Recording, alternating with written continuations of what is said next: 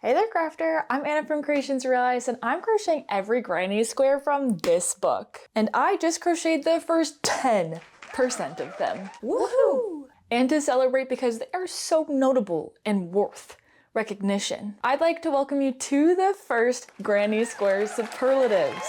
Starting off strong with the square that has the most perfect palette, and ending with this square that takes the cake and eats it too, aka my favorite. I will give each of the 11 squares that we've crocheted so far a superlative to match its vibe and my experiences with it. If you haven't seen the squares yet and you want to catch up, pop on over to my page where I have a video for each square. Feel free to get acquainted with them or maintain the mystery and go in blind. And with no further ado, let's award our Granny Square superlatives. Number 1, the perfect palette. This square has the most beautiful colors and they are the most accurate to the square's namesake. This square is the Hyacinth Square.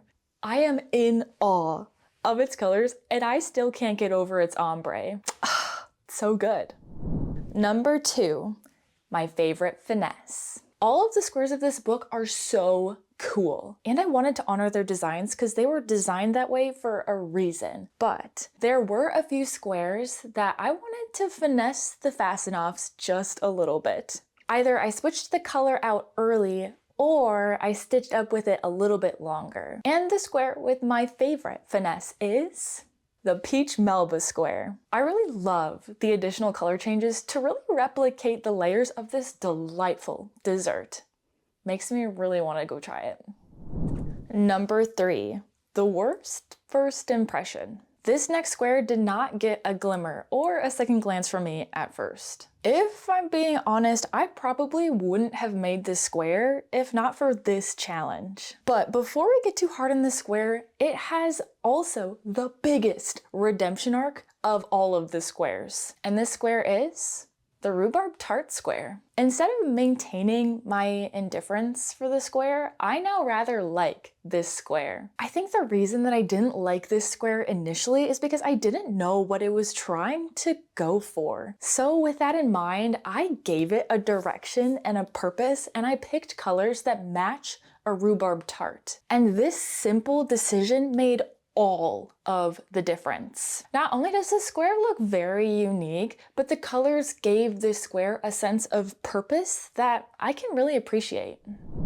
Number 4, the toughest title. There is one square in this lineup whose name and design just don't match for me. And I want to promise you that this design isn't bad. I just don't see how the name fits to it. And this square is the Asteroid Square. In an attempt to have this square match its namesake just a little bit more, I continued on with the gray color to round it out more like an asteroid. Again, I do not think that this is a bad design. I in fact think it's a very interesting design. I think I just would have named it something differently. And maybe that's just a personal preference that I have, and that's okay.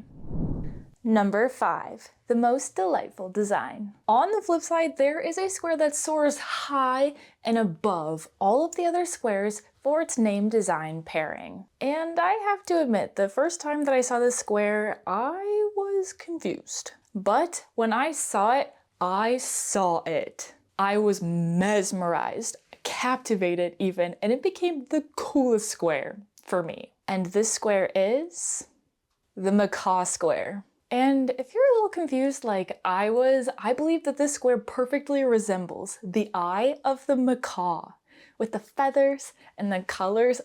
It's just so cool. Number 6, the most surprising.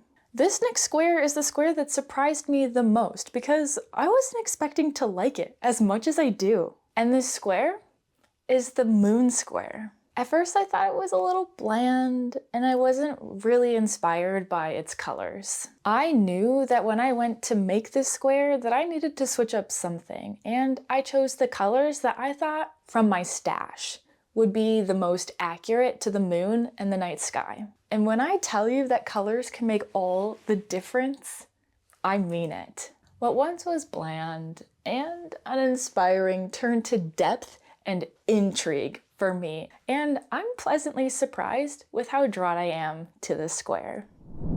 Number 7, the showstopper. This square is a showstopper. It steals the show even. It's instantly appealing, it's beautiful, it's perfect. This square is the dahlia square. I love the flower, the frame it's encased in, the pickets on each of the corners. Oh, it's just so There are just so many moments of delight in this square for me. I have no notes, except that I have to remind myself to pronounce it dahlia and not dahlia. Skill issue on my part.